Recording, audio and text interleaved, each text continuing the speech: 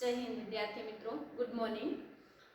Last લેક્ચરની અંદર છે આપણે ડિસ્કશન કરી ચૂક્યા કે પ્રકાંડ જે છે એના ખોરાકના સંગ્રહના રૂપાંતરણ કેવા કેવા હતા. બરાબર, કે ભૂમિગત પ્રકાંડની અંદર આપણને છે ખોરાકનો સંગ્રહ શામાં થતો હતો, તો કે આદુ છે, હળદર છે, બટાકા છે, જે ગાંઠા મૂળ તરીકે આપણે એને ઓળખીએ છીએ, અથવા તો આપણે જેને ભૂમિગત પ્રકાંડ છે જેનું રૂપાંતરણ કેવું થઈ ગયું છે, અલગ રીતે થયેલું છે.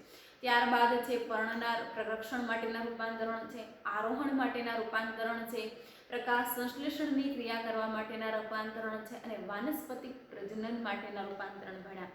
એમાં આપણે 3 ભણ્યા: પુસ્તારી, પુસ્તારિકા અને વિરોહ કોને કહેવાય છે, અને પર્ણપરો એટલે શું, એ બધું ડિસ્કશન કરી ચૂક્યા. હવે આપણા ટેક્સ્ટ બુકની અંદર છે આ ટોપિક અત્યારે જે ભણાવી રહ્યા છે એ આપ્યો નથી, જેને કહેવાય છે શાખા વિન્યાસ.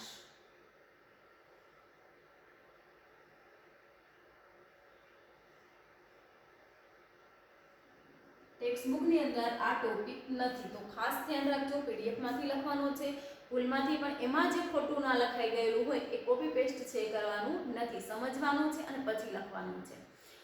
તો વિદ્યાર્થી મિત્રો, વિન્યાસનો અર્થ થાય ગોઠવણી. હવે બધી જ તમારે અહીંયા આગળ આવશે. વિન્યાસનો અર્થ શું થાય? ગોઠવણી, એક પ્રકારની ગોઠવણી.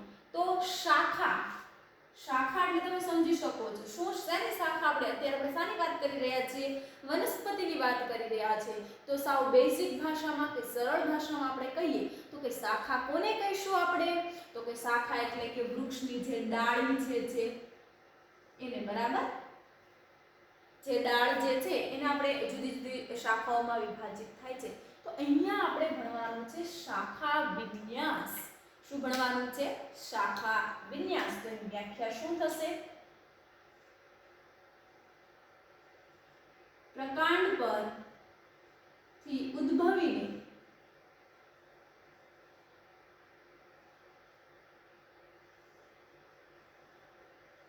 શાખાઓની ગોઠવણીને શાખા વિન્યાસ કહે છે. કે પ્રકાંડ પરથી ઉદ્ભવીને, કે શાખાઓ ક્યાંથી ઉદ્ભવે છે? તો કે પ્રકાંડ પરથી જ ઉદ્ભવે છે. કે પ્રકાંડ પરથી શાખાઓ ઉદ્ભવી અને એની ગોઠવણીને છે શાખા વિન્યાસ તરીકે ઓળખવામાં આવે છે. તેને મુખ્ય 2 ભાગની અંદર વિભાજિત કરવામાં આવ્યા છે. કે શાખા વિન્યાસ જે છે એના મુખ્ય કેટલા પ્રકાર છે? તો કે 2 પ્રકાર છે. એક પ્રકાર જે છે એ યુગ્મ શાખી, એક ભાગ જે છે એને શું કહેવાય છે? યુગ્મ શાખી શાખા વિન્યાસ. અને બીજો જે છે એને પાર્શ્વીય શાખા વિન્યાસ કહે છે. ખાસ વિદ્યાર્થી મિત્રો અહીંયા ધ્યાન આપવાનું છે, યુગ્મ શાખી શાખા વિન્યાસ. હવે પ્રશ્ન એવો થશે કે આપણું જે પર્ણ ચાલુ થશે, પ્રકાંડ પૂરું થશે, બધાની અંદર છે ઘણા બધા ઉદાહરણો આવશે. ઉદાહરણો ફરજિયાત યાદ રાખવાના છે. શાની અંદર કયા ઉદાહરણો આવશે? તો કે શાખા વિન્યાસ એટલે શું? કે શાખાઓની પ્રકાંડ પર ગોઠવણી. એટલે કે પ્રકાંડ જે છે, મધ્ય પ્રકાંડ જે છે, એટલે કે મધ્ય ધરી જે છે, અથવા તમે એમ લખી શકો કે મધ્ય ધરી, અથવા મુખ્ય અક્ષ પણ તમે લખી શકો. શું લખી શકો? મુખ્ય અક્ષ, પ્રકાંડ, એ બધા શબ્દો છે તમે આ ભાગે વાપરી શકો. કે મુખ્ય અક્ષ પરથી ઉદ્ભવીને છે શાખાઓની ગોઠવણી થાય છે, જેને શાખા વિન્યાસ કહે છે. મુખ્ય ધરી પરથી શાખાઓ ઉત્પન્ન થાય છે અને શાખાઓની ગોઠવણીને શાખા વિન્યાસ કહે છે. ત્યારબાદ એના 2 પ્રકાર છે, યુગ્મ શાખી અને પાર્શ્વીય શાખી શાખા વિન્યાસ. કે યુગ્મ શાખી શાખા વિન્યાસ જે છે એ કોને કહીશું આપણે?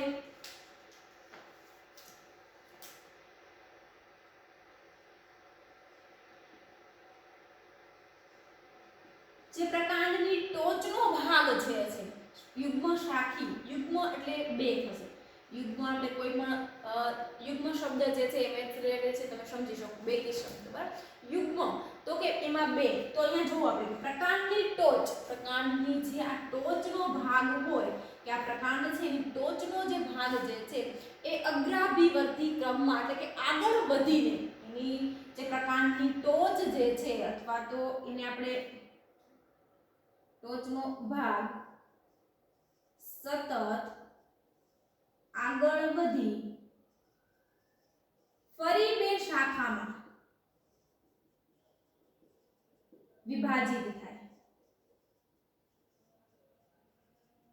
એટલે સમજો કે આ પ્રકાંડ જે છે આ પ્રકાંડનો ટોચનો ભાગ જે છે એ ફરી વખત શું થયો બે ભાગમાં બે શાખામાં વિભાજિત થયો તો આ ફરીવાર શું થયું એ પણ ટોચનો ભાગ થયો તો એ પણ ફરી વખત આવી રીતે બે ભાગમાં વિભાજિત થશે આ જે છે તો આ પણ ફરી વખત આમ બે ભાગની અંદર વિભાજિત થશે આ એનો ટોચનો ભાગ તો આ પણ ફરીવાર બે ભાગમાં વિભાજિત થશે તો આવી રીતે જે છે એ શું થશે શાખા તો એને કહેવાય યુગ્મ શાખી શાખા વિન્યાસ પ્રકાંડની ટોચ જે છે એ સતત આગળ વધે છે અગ્રાભિવર્તી ક્રમમાં એટલે ઉપર જે છે સતત વૃદ્ધિ અને વિકાસ થઈને જે આગળ વધે છે તો એ સતત આગળ વધી ફરી વખત બે શાખાઓમાં એટલે કે ટોચ જે છે એ ફરીવાર બે શાખાઓમાં વિભાજિત થાય છે જેને શું કહેવાય છે યુગ્મ શાખી શાખા વિન્યાસ અને એનું ઉદાહરણ જે છે એ રાવણ તાળ હવે આ રાવણ તાળ છે આપણે દીવ જઈએ એ છે તમે ત્યાં જોયેલા હશે જે રાવણ તાળના જે ઝાડ જે છે ને એ દીવ છે તો એ એની નેચરલી કેવી રીતે વિભાજિત છે જેમ આપણે કહીએ છીએ ને યુગ્મ શાખી કે એનો ટોચનો ભાગ ફરી વખત બે શાખાઓમાં વિભાજિત થાય એ શાખા ફરી વખત બે ભાગમાં વિભાજિત થાય એવી જ રીતે છે એનો વિકાસ અને વૃદ્ધિ થયેલો છે બીજી કોઈ પણ જગ્યાએ શાખા ઉત્પન્ન થશે નહીં એટલા માટે એને શું કીધું છે યુગ્મ શાખી શાખા વિન્યાસ પાર્શ્વીય શાખી શાખા વિન્યાસ તો વનસ્પતિનો એટલે કે પ્રકાંડનો જે ટોચનો ભાગ જે છે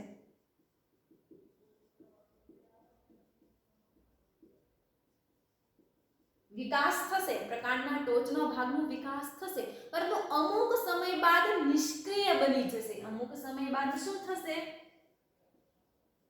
અમુક સમય બાદ નિષ્ક્રિય બની જશે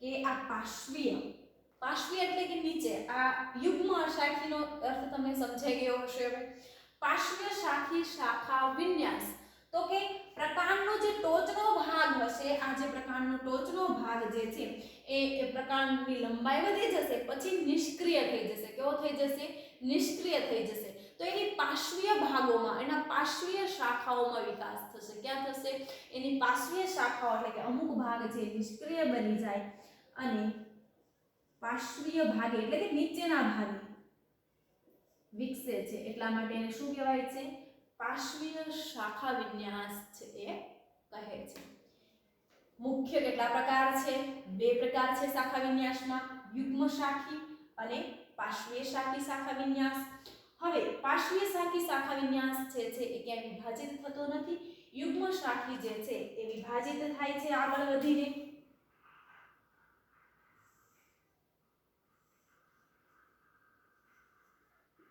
अपरिमित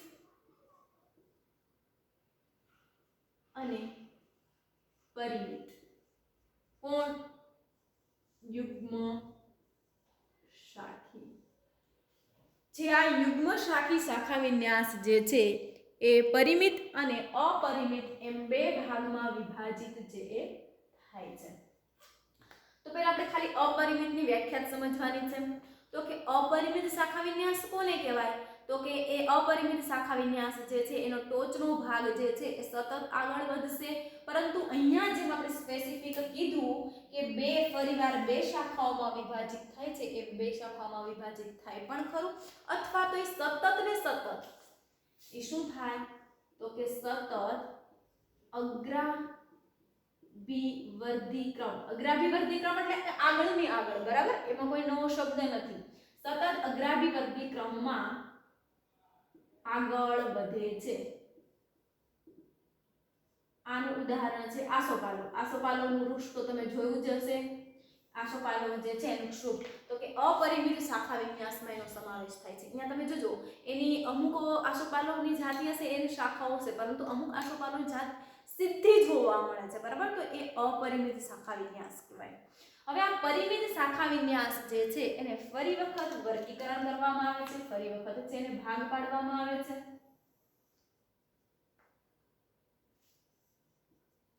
એક શાખી શાખા વિન્યાસ,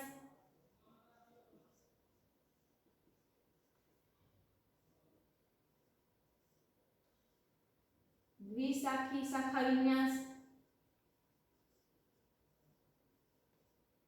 બહુશાખી શાખા વિન્યાસ.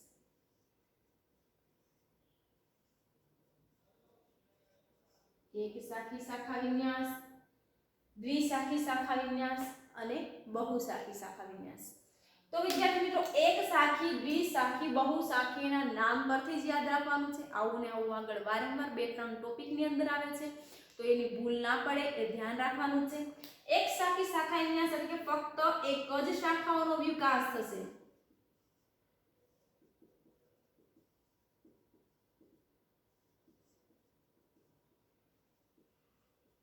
દ્વિશાખી એટલે કે બે શાખાઓ વિકસે. બહુશાખી એટલે બે કરતા વધારે શાખાઓ વિકસે. કે પ્રકાંડ પર જે છે એક શાખી હોય તો એક જ શાખા વિકસે, દ્વિશાખી હોય તો બે શાખાઓ વિકસે, બહુશાખી હોય તો કે બે કરતા વધારે શાખાઓમાં વિકાસ પામશે. હવે આ એક શાખી શાખા વિન્યાસ જે છે એને પણ ફરી વખત વર્ગીકૃત કરવામાં આવ્યા છે કે એક જ શાખા છે તો એ કઈ બાજુ છે એના આધારે એકતો વિકાસી અને ઉભયતો વિકાસી. એક તો અહીંયા તો પહેલા કે એક શાખી એટલે શું કે ફક્ત એક જ શાખા છે બને છે, બરાબર? એના પ્રકાંડ પર જે છે એક જ શાખા છે એ ઉત્પન્ન થાય છે.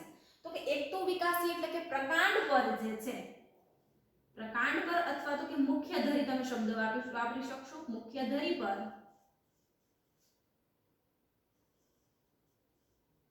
એક જ બાજુએ શું થાય?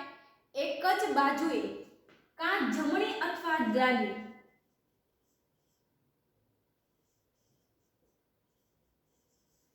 ખાસ આનું ઉદાહરણ સમજો. એક તો વિકાસી એટલે શું? કેવી રીતે એની શાખા બને? તો કે આ પ્રકાંડ જે છે જો એની શાખાની મુખ્ય ધરી પર છે કે આવી જમણી બાજુએ શાખા વિકાસ પામી હોય તો ફરી વખત આવી રીતે જમણી જ બાજુએ વિકાસ પામે. એની શાખાઓ જે છે કેવી થાય? આવી રીતે જમણી બાજુ જ વિકાસ થાય છે. એટલા માટે એને કહેવાય છે એકતો વિકાસી. અને એનું ઉદાહરણ છે અશોક. અશોક નામનું જે વૃક્ષ જે છે એ એકતો વિકાસીની અંદર વિકાસ પામે છે. હવે ઉભયતો વિકાસી, તો ઉભયતો એટલે કે મુખ્ય ધરી પર ડાબી જમણી બંને, ડાબી અને જમણી બંને બાજુએ જે છે વિકાસ પામે. આ કેવું છું આપણે કે જમણે થાય અથવા ડાબીએ થાય, એક જ બાજુએ થાય એટલે શું આપણે એનું નામ રાખ્યું? એકતો વિકાસી. ઉભયતો એટલે કે બંને બાજુએ, ડાબી બાજુએ વિકાસ પામે, જમણી બાજુએ વિકાસ પામે, તો એને ઉભયતો વિકાસી એક શાખી શાખા વિન્યાસ છે એ કહે છે. જેનું ઉદાહરણ છે હાડ સાંકળ. તો વિદ્યાર્થી મિત્રો આ જે પ્રશ્ન જે છે એ ટેક્સ્ટ બુક ની અંદર નથી આપ્યો, જે આપણે પીડીએફ માંથી લખવાનો છે. કોમ્પ્લિકેટ નથી, સમજો એટલે સરળ જ છે. ફરી વખત અહીંયા ધ્યાન દોરાવો. શાખા વિન્યાસ, તો વિન્યાસ એટલે ગોઠવણી યાદ રાખવાનું છે. બધે જ હવે પછીના બધા જ ટોપિકની અંદર એનો સમાવેશ થશે. તો કે પ્રકાંડ પર અથવા તો કે મુખ્ય ધરી પર છે શાખાઓ ઉત્પન્ન થાય અને શાખાઓની ગોઠવણીને છે શાખા વિન્યાસ કહે છે. ફરી વખત યાદ કરાવું.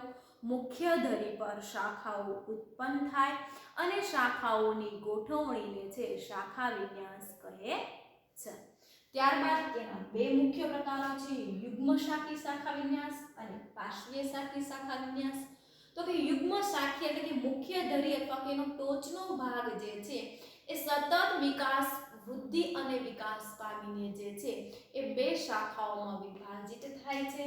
તો ફરી એ બધી કોઈ પણ બે શાખા છે એ ફરી વખત બે શાખાઓમાં વિભાજિત થશે. જેનું ઉદાહરણ છે રાવણ તાળ.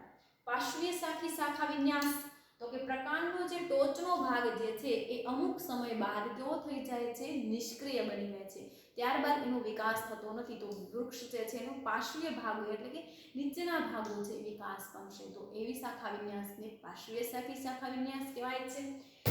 શાખી શાખા વિન્યાસ જે છે એને અપરિમિત અને પરિમિત એમ ફરીવાર વર્ગીકૃત કરવામાં આવે છે.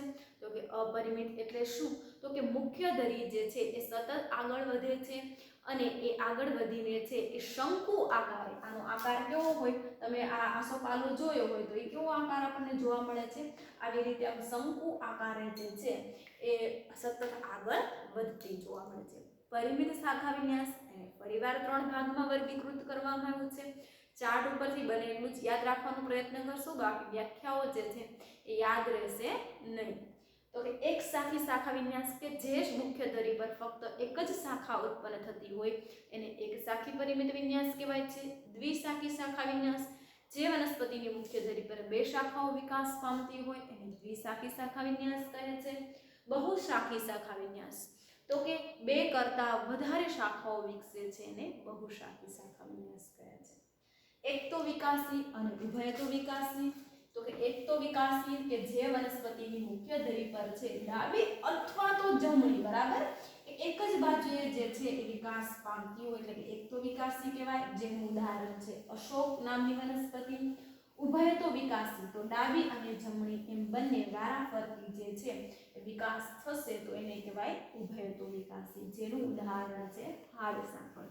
તો વિદ્યાર્થી મિત્રો, અહીંયા આપણો આ પ્રકાંડ જે એટલે કે વનસ્પતિના આપણે જે 5 ભાગો ભણવાના જે છે, કયા 5 ભાગો? મૂળ છે પ્રકાંડ છે, પર્ણ, પુષ્પ અને ફળ. તો એમાં આપણે 2 ભાગો પૂરા કર્યા, મૂળ અને પ્રકાંડ. હવે ત્રીજો ભાગની શરૂઆત કરીએ, પર્ણ.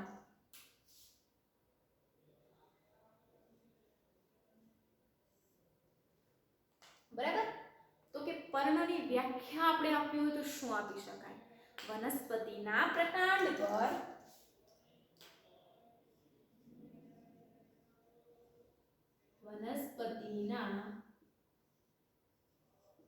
પ્રકાંડના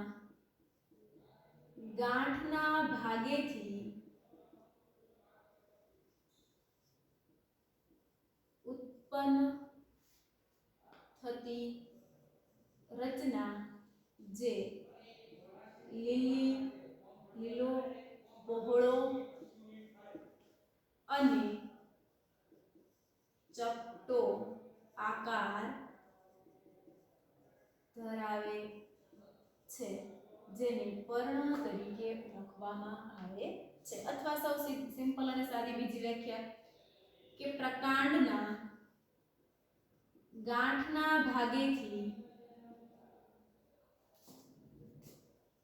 ઉત્પન્ન થતા બહિરુદ્ધ ભેદને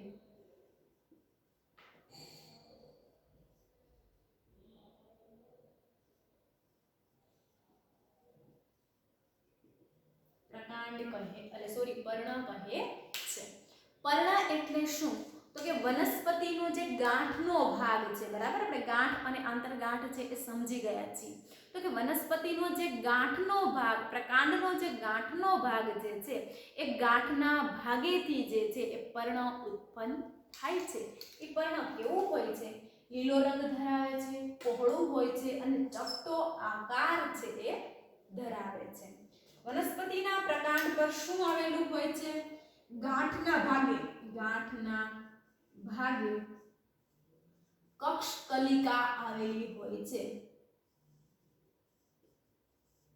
હવે આપણે આ સમજ્યા હતા જ્યારે શરૂઆત ઇન્ટ્રોડક્શન ચલાવ્યું એટલે કક્ષકલિકા ક્યાં હોય છે? જે વનસ્પતિનો જે ગાંઠનો ભાગ છે, જે કક્ષકલિકા છે એ જોવા મળે છે. કક્ષકલિકાઓ છે આપણે આગળ પણ જોયું હતું કેવા ભાગમાં વિભાજિત થાય છે?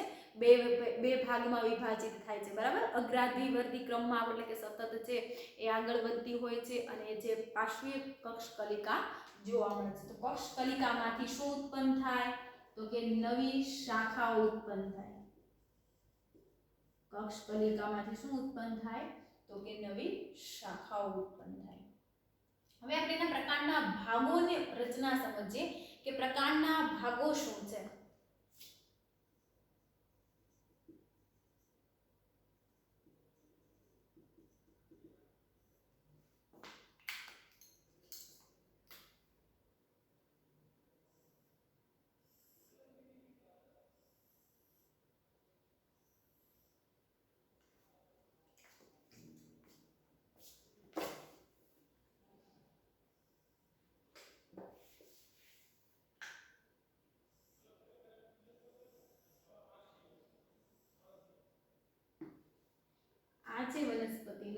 પર્ણ, બરાબર. તો કે આ ભાગ જે છે ને શું કહીશું આપણે? ગાંઠ. ગાંઠના ભાગમાંથી શું ઉત્પન્ન થાય? તો કે કક્ષ, કલિકા. કલિકાના ભાગેથી અહીંયા નાના પર્ણિકાઓ જેવી રચનાઓ ઉત્પન્ન થાય, જેને કહેવાય ઉપપર્ણ, બરાબર. હવે આપણે જોઈએ કે વનસ્પતિના જે પ્રકાર અહીંયા પ્રકાંડના ભાગો લખાય કે પર્ણના ભાગો.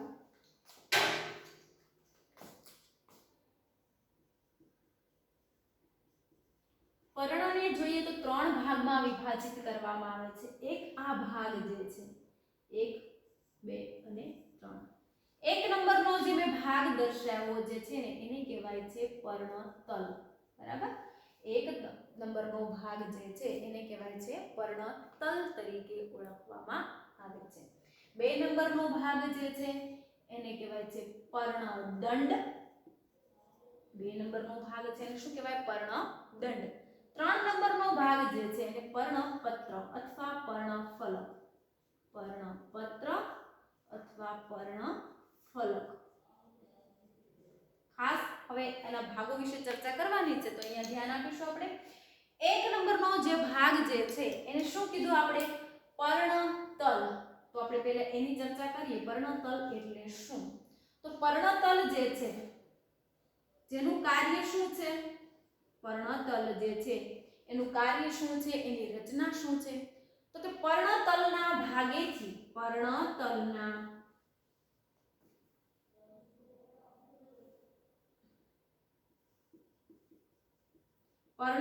એ નાજુક રચના છે.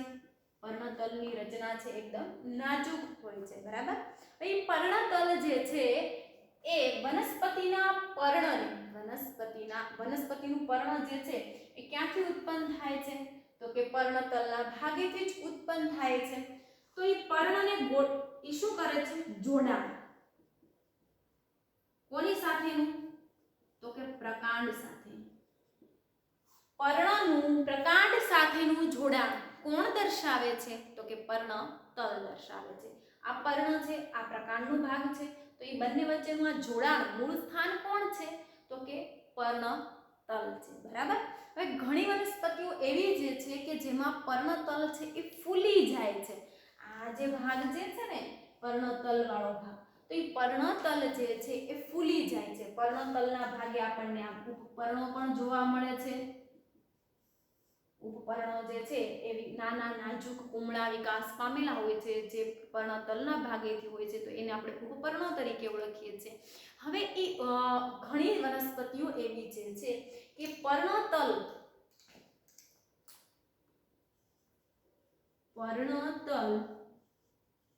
ફૂલીને મોટો બની જાય છે. પર્ણતલ જે છે એ શું થાય છે? ફૂલી જાય છે, ફૂલીને મોટો બની જાય છે, જેને કહેવાય છે પીનાધાર.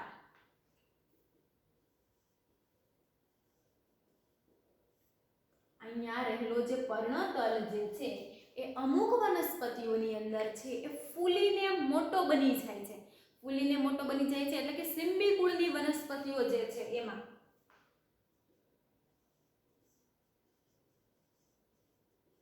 હવે આગળ પણ મેં કીધું હતું ક્યારે? તો કે જ્યારે આપણે મૂળનું ઉદાહરણ સમજતા હતા અને રાઇઝોબિયમ બેક્ટેરિયા વિશે ભણાતા ત્યારે કીધું હતું કે સિમ્બી કુળ એટલે શું? જે કઠોળ વર્ગની વનસ્પતિઓ છે જેની અંદર મૂળ ગંડિકાઓ આવેલી છે એ વનસ્પતિઓના પર્ણતલ જે છે એ ફૂલીને મોટા બની જાય છે, જેને પીનાધાર તરીકે ઓળખવામાં આવે છે.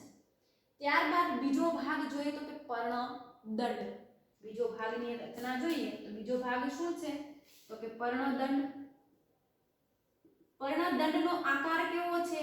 નળાકાર, ગોળાકાર આપણને જોવા મળે છે કે પર્ણદંડ જે છે એ આપણને નળાકાર અને ગોળાકાર જોવા મળે છે. પર્ણદંડની રચના છે જે એ કોને? તો કે પર્ણને અને પર્ણદંડતલને જોડી રાખ્યા છે. પર્ણતલ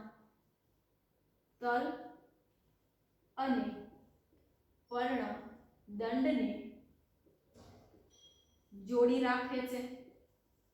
હવે કે એ રચના જે છે એ પર્ણતલ જોડી રાખે છે એ પણ નાજુક જ રચના હોય છે. પર્ણતલ જે છે એ પર્ણની એવી ગોઠવણી કરે છે કે જે પ્રકાશ શ્વસન પ્રકાશ સંશ્લેષણની ક્રિયા એ બધું છે સરળતાથી થઈ શકે છે. વનસ્પતિઓ છે પવનની સાથે સાથે છે એ ફરી ના જાય, તૂટી ના જાય, નાજુક રચના છે તો એની ગોઠવણી એવી રીતે કરે છે પર્ણદંડ કે જે છે એ પ્રકાશ સંશ્લેષણની ક્રિયા, પાણી અને ખનિજ તત્વોનું શોષણ કરવું છે તો એ બધા છે એ સરળતાથી એનું શોષણ થઈ શકે હવામાંથી. એવી રીતે છે એ પર્ણને છે એ ગોઠવી રાખે છે કે પ્રકાશ છે એના પર સીધો પડે એવી રીતેની રચના હોય છે, જેનું કાર્ય છે. ત્રીજા નંબરનો પ્રદેશ જે છે જેને આપણે કહીએ છીએ પર્ણફલક. હવે આ પર્ણફલકની જે મધ્ય ભાગમાં તમે જોવો એને કહેવાય છે મધ્યશિરા. પર્ણફલકની મધ્યમાં તો મધ્યશિરા કોને કહીશું આપણે? તો કે પર્ણપત્ર કે પર્ણફલકને સરખા બે ભાગમાં વિભાજિત થાય અને મધ્યમાં આવેલી રેખા જે છે એને કહેવાય છે મધ્યશિરા. બરાબર. તો કે પર્ણફલકનું વર્ણન આપણે કરવું છે. એક મિનિટ. આ પર્ણદંડ જે છે, હવે ઘણી વનસ્પતિઓ એવી છે કે જેની અંદર પર્ણદંડ નહીં હોય તો એને બે ભાગમાં વિભાજિત કર્યા છે, સદંડી અને અદંડી. સદંડી એટલે કે જે વનસ્પતિની અંદર છે પર્ણદંડ હાજર હોય એ વનસ્પતિને કહેવાય સદંડી, એટલે કે આ દંડ આવેલો હોય. ઘણી વનસ્પતિ એવી છે કે એનો પર્ણનો ભાગ છે આ પર્ણતલ સાથે જ જોડાયેલો હોય, એટલે ત્યાંથી જ પર્ણ ઉત્પન્ન થાય, અહીંયા કોઈ પર્ણદંડની રચના નથી આવેલી તો એવા પર્ણને કહેવાય અદંડી પર્ણો, એટલે કે એમાં દંડની રચના આવેલી નથી. ખાસ વિદ્યાર્થી મિત્રો, પર્ણતલ અને પર્ણદંડમાં ભૂલ ના થાય એ ધ્યાન રાખવાનું છે. હવે કે પર્ણફલક, પર્ણપત્ર. તો પર્ણપત્ર જે છે એ શું છે? પર્ણપત્રની અંદર શું શું રચના જોવા મળે છે? તો કે પર્ણપત્ર જે છે એ મોટો વિસ્તાર છે. કેવો છે? એક તો ફેલાયેલી રચના છે. આપણને કેવી રચના જોવા મળે છે? તો કે ફેલાયેલી પહોળો વિસ્તાર છે એ જોવા મળે છે. ફેલાયેલી અને પહોળો વિસ્તાર છે એ જોવા મળે છે. હવે કે એની અંદર છે શિરા અને મધ્ય શિરાઓ આવેલી છે. તો શિરા કોને કહેવાય અને મધ્ય શિરા કોને કહેવાય? તો કે આ શિરા જે છે, મધ્ય શિરા જે છે એ પર્ણને બે સમાન ભાગની અંદર વિભાજિત થાય. શું થાય? તો કે પર્ણ જે છે એને બે સમાન ભાગમાં વિભાજિત થતી હોય જેને આપણે શું કહીએ છીએ? મધ્ય શિરા તરીકે ઓળખીએ છીએ. ત્યારબાદ ત્યાં મધ્ય શિરામાંથી આમ નાની નાની શિરિકાઓ આવેલી હોય છે પર્ણની કિનારી સુધી.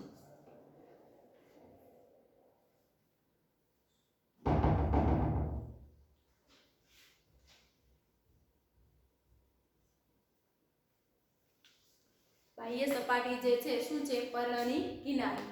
તો કે પર્ણની કિનારી સુધી જે છે એ આ નાની નાની શિરિકાઓ આવેલી છે.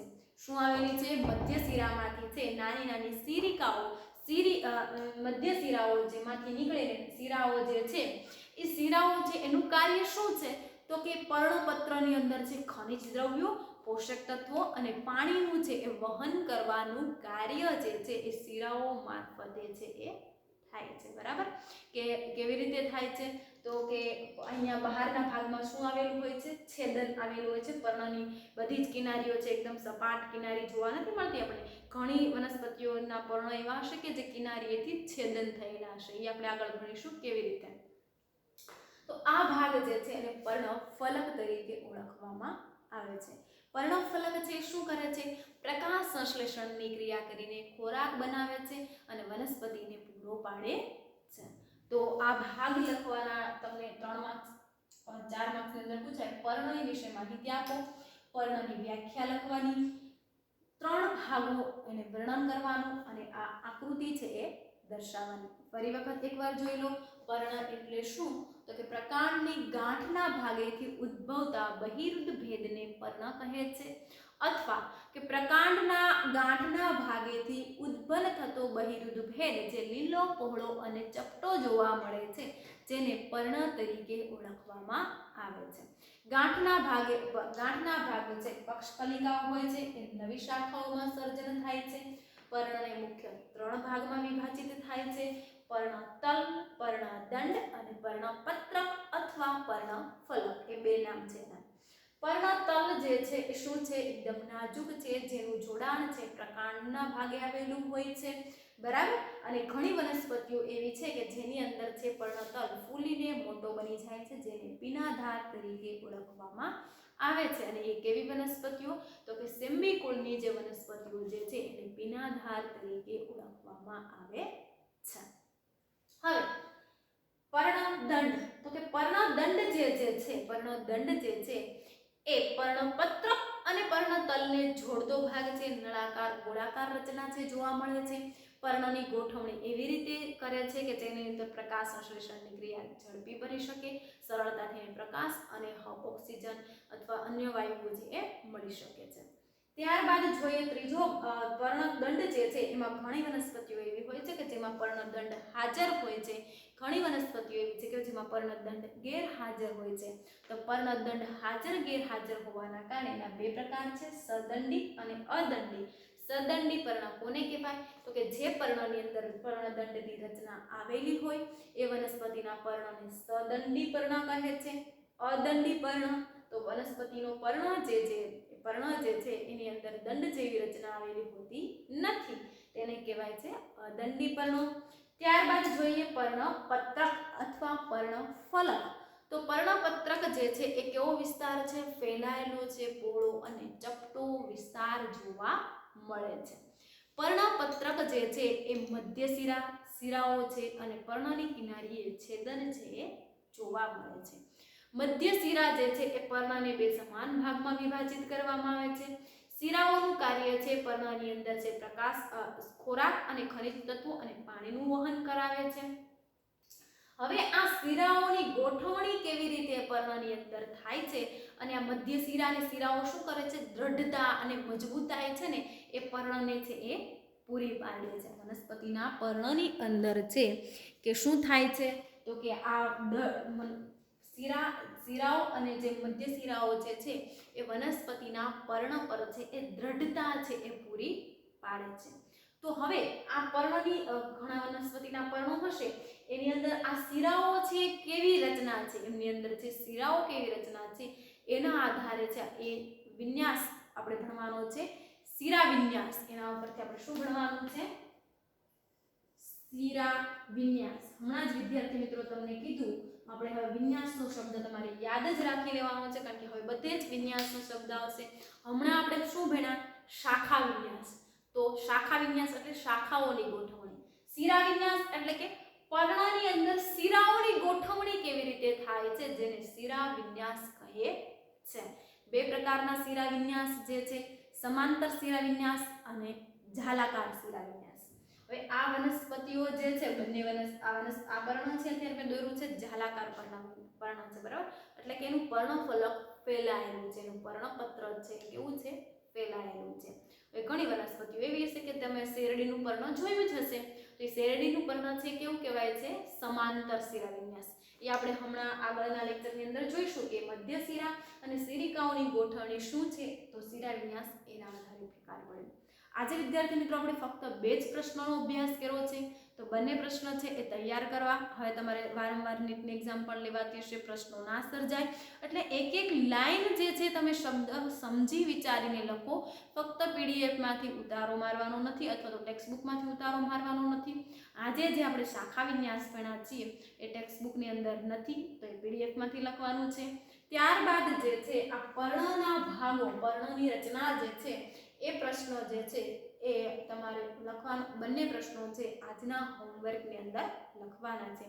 વારંવાર વિદ્યાર્થી મિત્રો કહું છું કે તમે જે છે એ એક સેન્ટેન્સ વાંચો, જેના કારણે છે તમને ખ્યાલ આવે કે આ શું કહેવા માંગે છે. જે પ્રશ્ન ના સમજાય અથવા તો જે શબ્દ ના ખબર પડે એ કહેજો.